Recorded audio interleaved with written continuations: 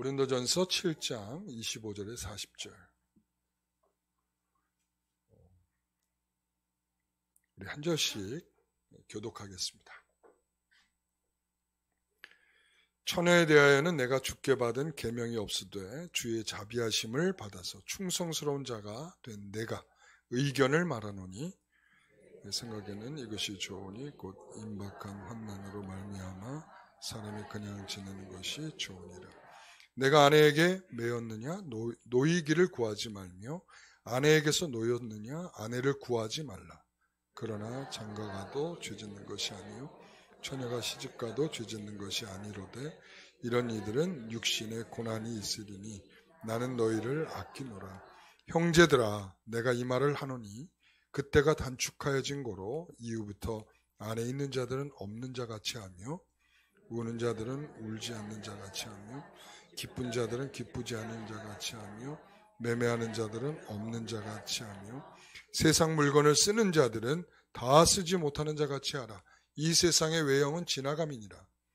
너희가 염려 없기를 원하노라. 장가가지 않는 자는 주의 일을 염려하여 어찌하여야 주를 기쁘시게 할까 하되 장가간 자는 세상 일을 염려하여 어찌하여야 아내를 기쁘게 할까 하여 마음이 갈라지며 시집가지 않은 자와 처녀는 주의 일을 염려하여 몸과 영을 다 거룩하게 하려 하되 시집가는 자는 세상 일을 염려하여 어찌하여야 남편을 기쁘게 할까 하느니라. 내가 이것을 말함은 너희의 유익을 위함이요 너희에게 올무를 놓으려 함이 아니니 오직 너희로 하여금 이치에 합당하게 하여 흐트러짐이 없이 주를 섬기게 하려 함이라. 그러므로 만일 누가 자기의 약혼녀에 대한 행동이 합당하지 못한 줄로 생각할 때에 그 약혼녀의 혼기도 지나고 그같이 할 필요가 없거든 원하는 대로 하라. 그것은 죄 짓는 것이 아니니 그들로 결혼하게 하라. 그러나 그가 마음을 정하고 또 부득이한 일도 없고 자기 뜻대로 할 권리가 있어서 그 약혼녀를 그대로 두기로 하여도 잘하는 것이니라. 그러므로 결혼하는 자도 잘하거니와 결혼하지 아니하는 자는 더 잘하는 것이니라. 아내는 그 남편이 살아있는 동안에 매여 있다가 남편이 죽으면 자유로워 자기 뜻대로 시집갈 것이나 주 안에서만 할 것이니라. 그러나 내 뜻에는 그냥 지내는 것이 더욱 복이 있으리로다. 나도 또한 하나님의 영을 받은 줄로 생각하노라. 아멘. 오늘 말씀의 제목은 더 잘하는 것이라는 제목으로 말씀을 함께 나누겠습니다. 한 주간 동안 잘 지내셨습니까? 네, 얼굴빛이 다 좋아 보이시네요. 자, 제가 이제 한 통계들을 이렇게 보았습니다. 그랬더니 요즘에 30대들 중에서 결혼을 하지 않은 사람들의 비율이 꽤 크다고 그래요. 전 같으면 30대 중에 결혼하는 비율이 그래도 한 70% 정도 이렇게 됐다면 지금은 30%도 안 된다고 합니다. 얼마나 결혼하는 이런 비율이 적은지 몰라요. 자, 그래서 그 사람들한테 물었습니다. 결혼을 하지 않는 이유가 뭡니까?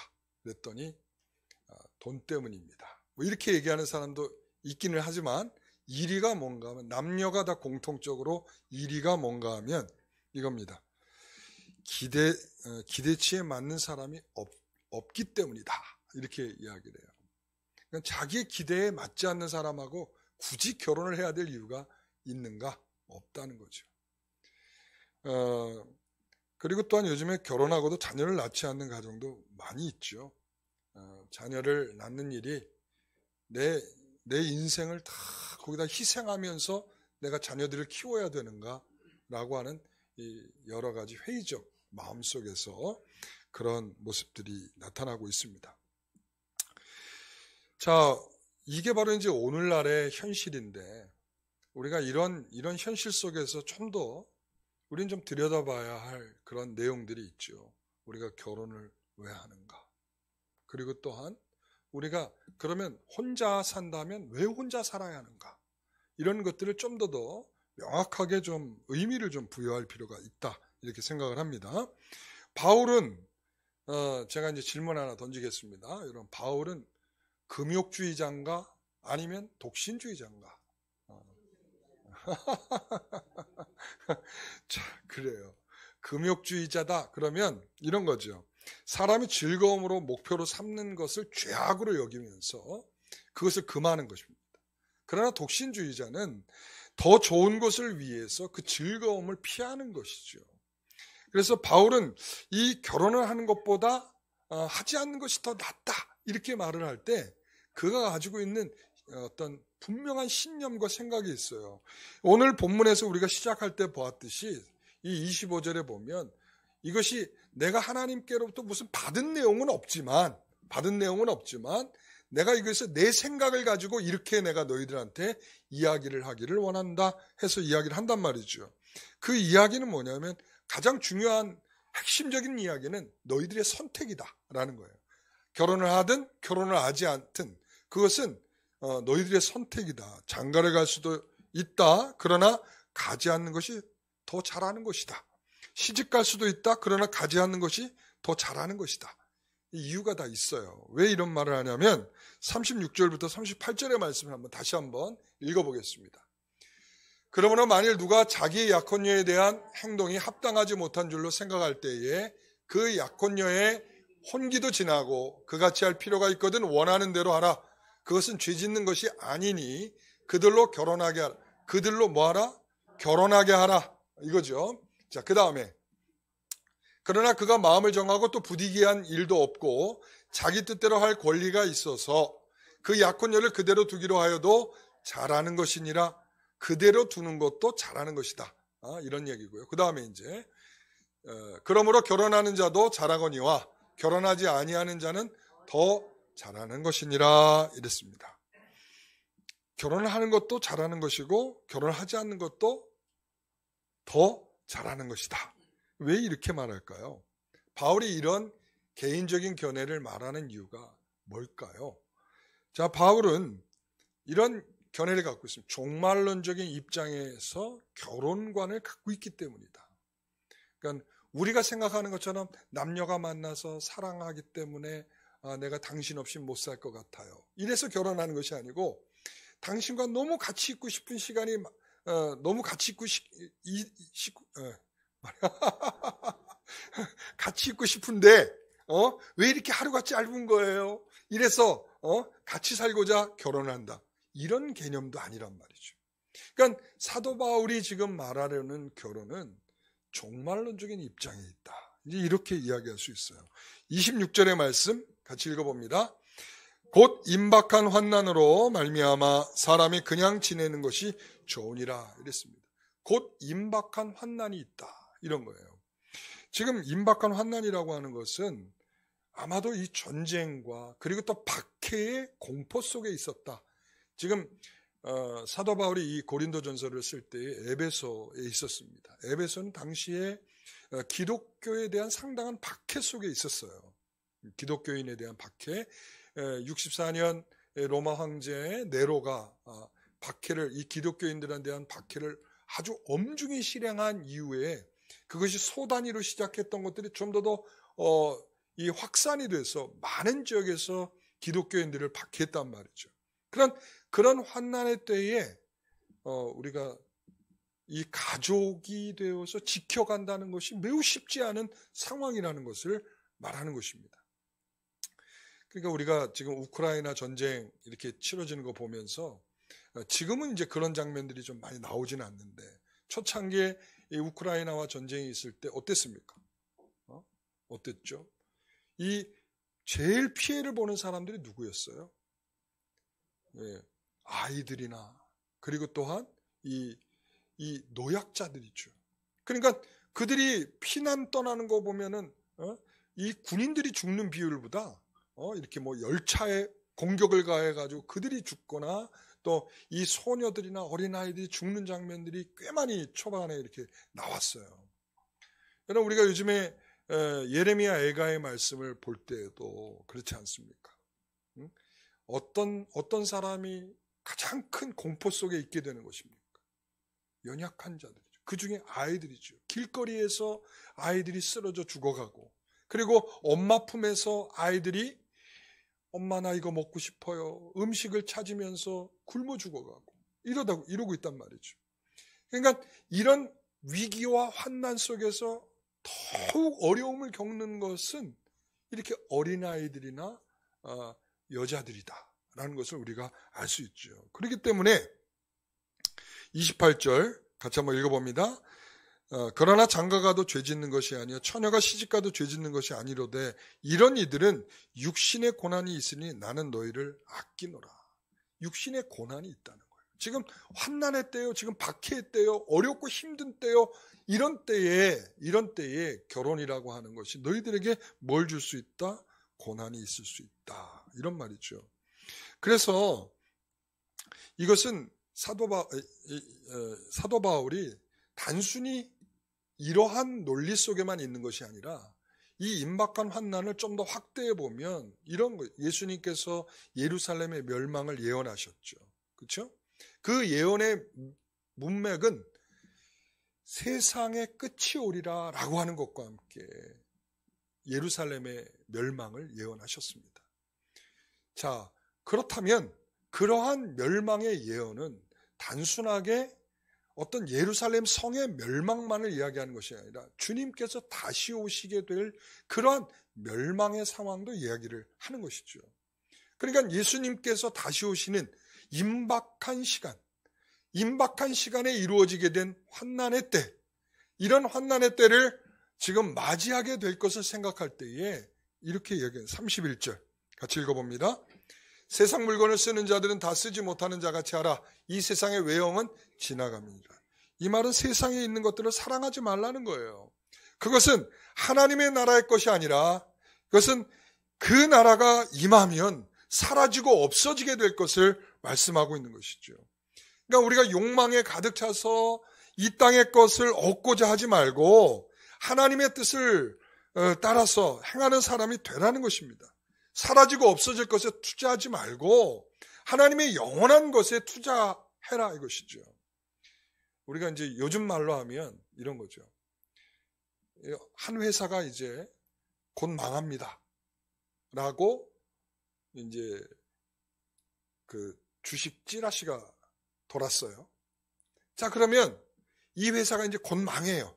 진짜 실제적으로 망하게 되는 회사에 여러분들이 투자하시겠습니까? 투자하시겠어요? 네? 휴지 조각이 될 수 있는 주식을 여러분 사시겠습니까? 안 사겠죠. 그래서 우리가 주식 투자를 잘 못하는 사람들은 우량주를 사라. 이 우량주를 사고 우량주를 오래도록 마치 잊어버리듯이 내버려 두라는 거예요. 그게 이제 주식을 잘 모르는 사람들은 그렇게 하는 것이 좋다. 이렇게 얘기를 하는데 여러분 곧 망할 회사, 곧 주식이 휴지 조각이 될 회사의 주식을 누가 사겠습니까? 바로 그런 개념인 거예요. 하나님의 나라가 이 땅에 임하면 이 땅의 것은 다 사라지게 될 것인데 그때에 하늘의 가치를 두고 있는 것. 그래서 믿음과 소망과 사랑 그 중에 제일은 사랑이라 할 때 믿음도 소망도 사랑도 다 이 세상이 없어지면 사라지는 것들이 아니라는 거예요. 이 세상이 사라져도 없어질 것이 아니라는 거예요. 그래서 믿음, 소망, 사랑이 최고인 것입니다. 그 중에 최고가 사랑이다. 이렇게 말하는 것이죠. 여러분 그렇습니다. 그래서 26절에 이렇게 말하는 것이죠. 사람이 그냥 지내는 것이 좋으니 아내에게 매였으면 놓이기를 바라지 말고 그리고 또한 아내에게 놓였으면 아내를 구하지 말라. 이렇게 말합니다. 그 이유는 뭡니까? 29절에 그때가 단축되어진 거로 이랬습니다. 그때가 가까이 오고 있다. 시간이 단축되고 있다는 것은 그날이 가까이 오고 있다는 것입니다. 신자들과 세상의 관계가 변하고 있다는 것을 말하고 있는 것입니다. 여러분 변한다라고 하는 것은 뭐가 변할까요? 여러분 갑자기 뭐 세상이 변하는 것도 아닌데 말이죠. 우리가 그러잖아요. 데살로니가 전서에 보면 이렇게 말하죠. 그날이 목과 같이 온다고요? 도적과 같이 온다. 또 그날이 어떻게 온다고요? 이건 잘 모를걸? 임신하는 여인이 해산하는 고통과 같이 온다. 이걸 잘 모르시더라고요. 우리 성도들이. 그러니까 해산의 고통은 여러분 여인이 해산할 때 고통 없이 해산할 수 있어요? 그 말은 뭐예요? 반드시 고통이 있지 않습니까? 그러니까 주님께서 반드시 온다는 것이죠. 그럼 여러분, 이 진통이 시작되면 어떻게 해야 돼요? 네? 진통이 시작하면 어떻게 해야 돼요? 병원으로 가야죠. 네? 짐 싸들고 병원으로 가야죠. 네? 그렇지 않습니까? 그러니까는 변하는 거예요. 지금 내가 여기 있으면 출산이 어떻게 되겠어요? 어려워지는 거죠. 그러니까 빨리 병원으로 가야 되는 거예요. 여러분, 도둑이 언제 올지 몰라요. 온다고 이야기했으면 기다려야죠. 깨어서 기다려야죠. 그러니까 변한다는 거예요. 그날이 임박하면 임박할수록 우리의 삶은 조금 더 변화되어야 한다는 말씀을 하고 있는 것이죠. 여러분, 온다고 하는데 잠만 콜콜 자, 나 오늘 밤에 갈 거다. 그런데 잠만 콜콜 자면 어떡하겠습니까? 안 되는 거죠. 여러분, 그래서 우리는 우선순위의 재정렬이 필요한 것입니다. 그날이 가까이 오면 가까이 올수록 말이죠. 여러분, 그날이 가까이 온다는 개념은 우리에게 변화예요. 시간의 변화죠. 시간이 점점 뭐하고 있다는 거예요? 단축되고 줄어들고 있단 말이죠. 여러분, 그렇습니다. 우리가 주님이 오실 날이 내일 하루가 지나면 하루만큼 줄어드는 거예요. 우리가 죽는 것도 마찬가지죠. 우리가 죽는 것도 그래요. 주님이 오시지 않고 우리가 죽음에 이른다고 할 때에도 마지막 종말이라고 하는 우리 죽음의 종말이 이르는 것에 있어서도 우리가 하루를 살고 나면 하루가 주는 거예요. 단축되는 거죠. 우리가 점점 그날이 가까이 온다라고 생각하는 사람일수록 말이죠. 젊으면 젊을수록 여기에 대한 감동이 별로 없죠. 그런데 연세가 70, 80 막 이렇게 넘어가고 나면 이 말을 들으면 조금 마음이 이제 움찔해지기 시작을 하죠. 그렇죠? 어떤 분이 그런 얘기를 하더라고요. 저 요즘에 다 버리고 있어요. 다 버리고 있다는 거야. 왜 버릴까요? 네, 내가 이제 살면 얼마나 산다고 내가 이거를 움켜쥐고 잡고 살아가겠느냐 이런 거죠. 그러나 젊으면 젊을수록 이제 안 버리고 살아요. 왜요? 내가 이거 언제 또 쓸지 몰라. 이 생각을 하는 거죠. 그러니까 우리의 삶이라고 하는 게 말이죠. 그날이 가까이 온다라고 생각하면 생각할수록 바로 이런 종말적인 의식이 생기니까 우리의 삶이 우선순위가 바뀌는 거예요. 바로 그런 문제에 있어서 지금 사도 바울이 결혼하라 하지 말라라고 하는 개념을 지금 그런 각도에서 이야기하는 거죠. 자, 보세요. 그래서 그거에 대한 예로 로마서 13장 11절에 14절 말씀 이렇게 말합니다. 우리 좀 길지만 같이 읽어봅니다. 또한 너희가 이 시기를 알거니와 자다가 깰 때가 벌써 되었으니 이는 이제 우리의 구원이 처음 믿을 때보다 그렇죠. 그 다음 절 밤이 깊고 낮이 가까웠으니 그러므로 우리가 어둠의 일을 벗고 빛의 갑옷을 입자. 그 다음에 낮에와 같이 단정히 행하고 방탕하거나 술 취하지 말며 음란하거나 호색하지 말며 다투거나 시기하지 말고 오직 주 예수 그리스도로 옷 입고 정욕을 위하여 육신의 일을 도모하지 말라. 그러니까 지금 이 말은 있잖아요. 이렇게 하지 말라, 이렇게 하라 라고 하는 것은 뭐냐면 우선순위가 바뀌어야 된다는 것을 말하고 있는 거예요. 자, 그 다음에 에베소 5장 15절에서 21절도 자, 그런즉 너희가 어떻게 행할지를 자세히 주의하여 지혜 없는 자같이 하지 말고 오직 지혜 있는 자같이 하여 세월을 아끼라. 때가 악하니라. 그러므로 어리석은 자가 되지 말고 오직 주의 뜻이 무엇인가 이해하라. 술 취하지 말라. 이는 방탕한 것이니 오직 성령으로 충만함을 받으라. 시와 찬송과 신령한 노래들로 서로 화답하며 너희 마음으로 주께 노래하며 찬송하며 범사의 우리 주 예수 그리스도의 이름으로 항상 아버지 하나님께 감사하며 그리스도를 경외함으로 피차 복종하라. 아멘. 여러분, 그렇습니다. 여기에 공통적으로 등장하는 게 있어요. 어떤 단어일까요?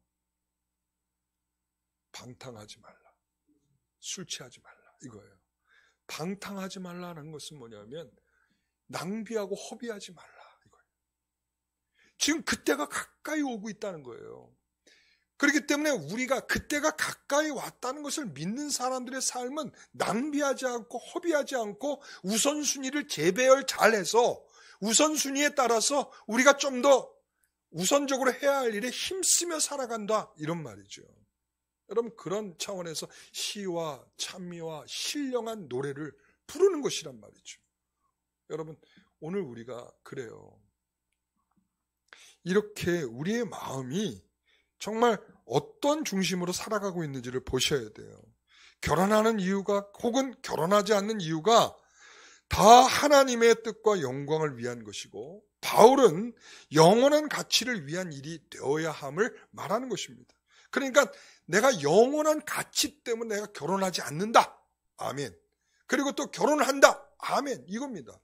그러니까 결혼한다, 결혼하지 않는다가 우리가 생각하는 것처럼 행복 추구권, 내가 행복하기 위해서 결혼한다. 이거 아니란 말이죠. 종말론적이라는 것이 세상적인 가치를 두지 않는 것이고 이 세상과 약속하며 거래하지 않는다라는 표현인 것입니다. 하나님을 우리의 목표로 두고 있는, 하나님을 우리의 목표로 두고 있는 것이죠.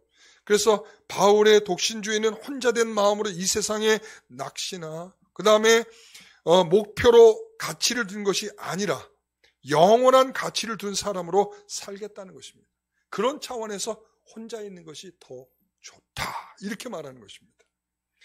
그렇지만 결혼한 사람에게도 종말론적인 것을 요구하고 있다는 말씀이에요. 무슨 말인가 하면 여러분 우리가 결혼을 해야만 배울 수 있는 것들이 있어요. 그게 뭐냐면 이거죠. 크도다. 비밀이 있다. 이렇게 말해요. 어디에 비밀이 있습니까? 예? 어디에 비밀? 이게 어디에 나오는 말씀일까요? 에베소서에 있는 말씀이에요. 에베소. 뭐냐면 그리스도와 교회에 대한 비밀을 너희가 알 수 없다. 결혼 안에서 하나님께서 그 말씀을 하고 있어요. 아내들이여 남편에게 복종하기를 누구에게 하듯? 주께 하듯. 교회가 그리스도에게 하듯 남편에게 복종하라 이랬습니다. 남편들이요 아내 사랑하길 그리스도께서 교회를 사랑하고 그 교회를 위하여 자신을 주심같이 하라 이랬습니다. 남편은 뭐에 대한 상징일까요? 그리스도에 대한 상징입니다. 아내는 뭐에 대한 상징일까요? 교회에 대한 상징입니다. 그래서 결혼을 한 사람은 이 종말론적인 이 시각을 가지고 이런 책임의식을 갖고 책임을 지려고 한다는 거죠. 어떻게 해요? 아내는 남편에게 복종함으로 말이죠. 그리고 남편은 아내를 사랑함으로 말이죠. 끝까지 사랑하고 끝까지 포기하지 않는 그 사랑으로 말이죠. 그런 것이 바로 우리가 그리스도가 되고 교회가 되는 모습으로서 말이죠. 여러분 결혼한 남녀가 늘 말하는 것 중에 많은 것 중에 하나가 이런 말이 있어요. 결혼 안 한 사람들한테 이런 이야기를 하죠. 야 어차피 결혼을 해도 후회하고 결혼을 안 해도 후회한다. 그러니까 어차피 후회할 거 결혼하고 후회하는 거다. 여러분 참 이런 말을 듣기가 좀 껄끄러워요. 여러분 자 그리고 또 우리는 이런 말을 해요. 너를 만나서 행복했다. 여러분 행복하십니까? 지금 결혼하신 분들? 예? 이거 보세요. 이게 바로 현실인 거예요. 이게 현실. 행복하지 않다고 얘기를 하는 자들 지금 행복하지 않다. 예. 여러분 그런데 여러분들이 행복하지 않는데 왜 살고 계십니까? 라고 묻는 거죠. 결혼의 문제가 행복에 걸려 있느냐? 아니라는 거죠. 내가 행복하면 결혼을 유지하고 행복하지 않으면 또 다른 행복을 찾아서 내가 날아갈 것인가? 아니라는 것이죠. 여러분 부부는 하나님께서 짝지어준 관계입니다. 자 뭐라고요? 예, 하나님께서 짝지어줬어요. 마치 그리스도께서 머리가 되셔서 그리고 그리스도께서 교회를 통해서 몸으로 삼으신 것처럼 그 짝을 하나님께서 머리와 몸으로서의 짝을 이렇게 이루시게 하신 것처럼 하나님께서 남자와 여자를 짝으로 지어주셨어요. 뭐 하라고? 엣지를 하라고. 그게 뭘까요? 도움이 되라고. 서로가 남자는 여자에게, 여자는 남자에게 서로가 짐을 함께 지고 살아가라고 그 책임을 느끼라고 하나님께서 결혼 관계를 주신 겁니다.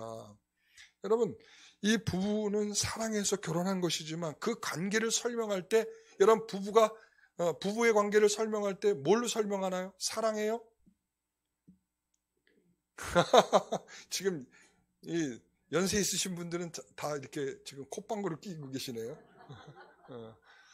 사랑으로 살기는 무슨 사랑으로 살아요. 하나님께서 부로 부르셨고 종말론적인 의식을 갖고 있기 때문에 책임 있는 가정을 이루면서 살아가는 거죠. 여러분, 저는 이것을 비유할 때 목사의 소명과 같다 이렇게 표현해요.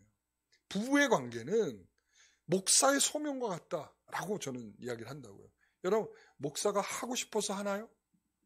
하기 싫으면 안 하나요? 그렇지 않아요. 이게 하늘의 부르심이라는 거예요. 하나님께서 부르셨기 때문에 내가 하고 싶든 하기 싫든 해야 하는 책임을 갖는 거죠. 여러분, 제가 영광교회 위임 목사죠. 그렇죠? 위임 목사가 무슨 말입니까? 하나님께서 맡기셨다는 뜻이에요. 그러니까 내가 성도들하고 조금 갈등이 생긴다고 나 우리 성도들 너무 진상들이야. 나 같이 못하겠어. 이러면서 떠날 수 있겠나요? 아닌 거예요. 그럴 수가 없다는 거예요. 왜? 하나님께서 맡기신 것이 내 감정적으로 기쁘냐, 슬프냐, 아프냐, 기분 나쁘냐 이런 걸 따라서 결정하는 문제가 아니라는 거죠. 왜? 하나님께서 맡겨주셨기 때문인 거죠. 하나님께서 맡김을 취소할 때까지는 저는 여기서 죽으나 사나 여러분들하고 맞대고 얼굴을 맞대고 얼굴을 때로는 찡그리면서 또 활짝 웃으면서 여러분들의 감정들을 다 이렇게 소모하면서 그렇게 여러분들과 함께 지내는 거죠. 그게 하나님께 주신 소명이라는 거예요. 결혼도 마찬가지인 것입니다. 그런 책임을 갖는 거죠. 여러분, 부부를 그리스도에 대한 순종과 사랑으로 묶는 것은 바로 그런 의도에 있는 것입니다. 예수 그리스도께 신자를 위해 흘리신 보혈과 사랑과 자비와 은혜는 취소됩니까? 너 보니까 많이 모자라. 네가 그리고 또 뭘 잘하는 것 같더니 너 지금 하는 꼴 보니까 영 아니야. 자, 내가 너를 위해서 죽은 거 취소다. 이렇게 할 수 있을까요? 없다는 거예요. 우리가 주님을 향한 사랑이 식어서 모자란 행동을 해도 주님이 나를 위해서 죽으신 그 일은 취소되지 않는다는 사실이죠. 우리가 그토록 싸우고 일을 갈 때도 그 가정에서 남편은 그리스도입니다. 그리고 아내는 교회인 것입니다.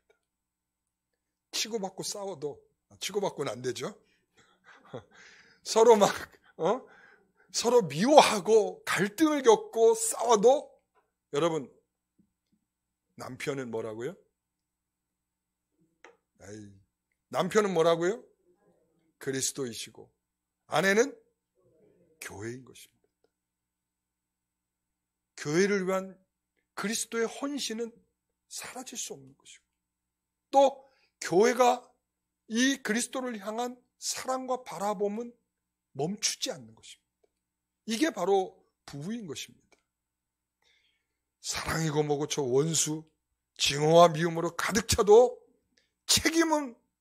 이 책임의 관계는 끊어질 수가 없는 것입니다. 그것이 바로 종말론적이라는 것입니다.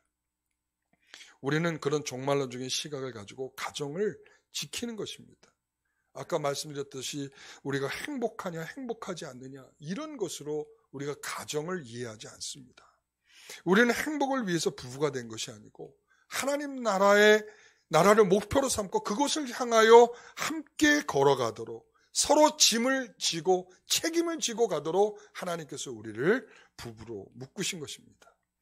그것이 바로 더 잘하는 개념인 것입니다. 더 잘한다. 할렐루야. 네. 그래서 갈라디아서 6장 2절이에요. 같이 읽어봅니다. 너희가 짐을 서로 지라 그리하여 그리스도의 법을 성취하라. 여러분, 내 짐만 지지 않고 다른 사람의 짐을 지는 것이다.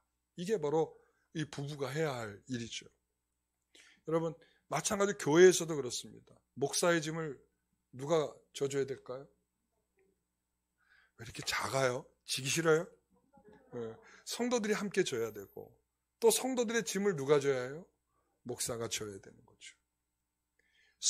서로가 저러면 되게 무겁겠구나. 이걸 헤아릴 줄 알아야 돼요. 여러분. 그러니까 우리 성도들이 저렇게 하면 마음이 아프고 좀 힘들겠구나. 이걸 또 목사가 해야 될 줄 알아야 돼요. 그래야 서로 짐을 질 수 있는 거예요. 서로 짐을 진다는 것은 피차 복종하는 마음이 있어야 되는 거죠. 뭐라고요? 피차 복종하는 마음. 피차 복종하는 마음이 뭐죠? 그렇죠. 참용기 2지배죠. 네. 그러니까 우리의 마음속에 그런 마음이 있어요. 참고 용서하고, 예. 그리고 기다려주고 져주고 이해하고, 예. 그런 마음, 배려하는 마음이 있어야 되는 거죠. 그게 서로 짐을 같이 지는 거지. 야, 너는 네 짐 무겁겠다. 그러니까 내가 얘기했잖아. 그렇게 무겁게 짐을 싸면 안 된다고. 여러분, 이거는 틀린 겁니다. 이건 틀렸어요. 그 짐을 거들어줘야 되는 겁니다. 아유, 얼마나 무거워. 힘들지. 내가 좀 같이 좀 들어줄게. 이렇게 돼야죠. 이게 잘하는 것입니다. 여러분, 이게 정말 잘하는 것입니다. 그러니까 우리는 틀린 거는 이것은 재고 대상이 아니에요. 아예 틀렸다. 우리가 다른 사람의 짐을 진 것을 보고 너는 왜 이렇게 무거운 짐을 져? 야, 너는 왜 그렇게 혼자 그렇게. 여러분, 이건 아니라는 거죠. 여러분, 그래서 결혼은 둘이 사는 행복의 문제가 아니고 하나님께서 묶어준 일에 대한 책임을 지는 것이기 때문에 서로 져야 하는 것입니다. 이것이 종말론적이라는 것이죠. 그렇다면 우리는 잘하고 있습니까? 아니면 더 잘하고 있습니까? 잘하고 있습니까? 아니면 더 잘하고 있습니까? 예? 어떻게 하십니까? 우리의 가정을 그렇게 종말론적인 의식을 가지고 살아간다는 건 쉽지 않아요. 그러니까 더 잘하는 것까지는 생각하지 않더라도 잘하는 정도까지는 해야 된다. 저는 이렇게 생각을 해요. 우리의 가정을 여러분 행복놀이하고 행복하냐 안 행복하냐, 사랑놀이 사랑하냐 사랑하지 않느냐, 성격놀이 성격, 야, 네 성격하고 내 성격하고 왜 이렇게 안 맞냐, 이거 아니고 여러분 그렇습니다. 너하고 나하고 왜 이렇게 삶의 조건이 이렇게 안 맞냐, 네가 돈을 이렇게 못 벌어와서 내가 더 이상 너랑 못 살겠다. 이런 조건놀이 하는 게 아니라는 거죠. 이건 뭐라고요? 틀렸다. 틀렸다. 독신으로 지내는 성도들도 마찬가지입니다. 어제 우리가 밥을 먹으면서 그런 얘기를 했어요. 요즘 결혼 안 하신 분들이 많죠. 이러면서 요즘에 능력이 있어서 그래요. 그래서 능력이 있어서. 여러분, 능력이 있다는 것이 혼자 살아가야 할 이유는 아니라는 말이에요. 이 종말론적이라는 게. 그리고 내가 혼자 살면 더 행복하겠다라는 생각 때문에 혼자 사는 거, 이것도 아니란 말이죠. 이거 틀렸다. 이게 틀렸다. 예? 여러분, 우리는 모두 다 더 잘하는 것까지 가지는 못하도록 잘하는 단계까지는 가야 되는데, 남편은 그리스도와 같고 아내는 교회와 같이 된다는 것, 이게 바로 더 잘하는 것입니다. 그러나 그렇게 되는 경우가 많지 않죠. 그러니까 상대에 대한 마음이 불만이고 불편하고 그럼에도 불구하고 헤어지지 않고 사는 것, 잘하는 것입니다. 잘하는 것입니다. 상구 형님, 잘하시는 거예요. 네. 그렇습니다. 그러니까 우리가 정말 대단한 것보다 우리가 틀리는 답은 안 되잖아요. 그렇죠? 그러니까 틀리는 답, 우리가 정말 지지고 볶고 싸워도 헤어지지 않고 살아가는 것, 잘하는 것이다. 왜 그렇습니까? 내가 지금 참고 견디면 하나님께서 보상하실 줄 믿는다라는 것이죠. 내가 지금 참고 견디는 것은 내가 너에게 힘이 없거나 그리고 우리가 이런 얘기, 너 나중에 나이 먹으면 보자. 나이 먹으면 보자. 그래서 요즘 그게 유행한다면서요. 황혼이혼에 졸혼, 이런 건 틀렸다. 이거 틀렸다. 여러분 그렇습니다. 우리에게 있어서 나중에 너 더 늙으면 그때 두고 보자, 이런 방식으로 지금 참고 견디는 것이 아니고, 하나님께 참고 견디면 우리 하나님께서 결과적으로 우리에게 보상할 줄 믿습니다라는 마음으로 참고 견디는 거죠. 이게 종말론적이라는 거예요. 오늘 사도 바울이 바로 그런 마음 때문에 오늘 그렇게만 결혼하는 거 잘하는 것이다. 그러나 결혼하지 않는 것 더 잘하는 것이다. 말하는 이유가 바로 거기에 있는 것입니다. 다 주의 나라를 위해서 그 뜻을 조금도 굽히지 않고 나가기 위해서는 오히려 혼자 있는 것이 더 훨씬 더 좋을 수 있다. 이제 그런 말을 한 거죠. 여러분, 그러나 결혼했다고 후회하지 마십시오. 그것도 뭐한 거다? 잘한 것이다. 여러분, 그 잘한 것을 끝까지 잘하시는 저 여러분 되시기를 간절히 부탁드립니다. 기도하겠습니다. 하나님, 더 잘하는 것을 우리가 바라보고 남편은 그리스도같이 되고 또한 아내는 교회와 같은 모습으로 가정을 지켜나가는, 책임있게 지켜나가는 그러한 아름다운 가정들 되기를 소원합니다. 문제없는 가정이 어디 있겠습니까? 다툼이 없고 서로 뒷꼭지만 봐도 불편한 상황이 왜 없겠습니까? 그럼에도 불구하고 참고 견디는 것은 주께서 우리에게 분명히 참고 견디는 자에게 주실 그 은혜와 보상이 있을 줄 믿기 때문인 줄 믿습니다. 우리가 그러한 책임을 다하는 우리가 남편이 되고 아내가 되게 하여 주시옵소서.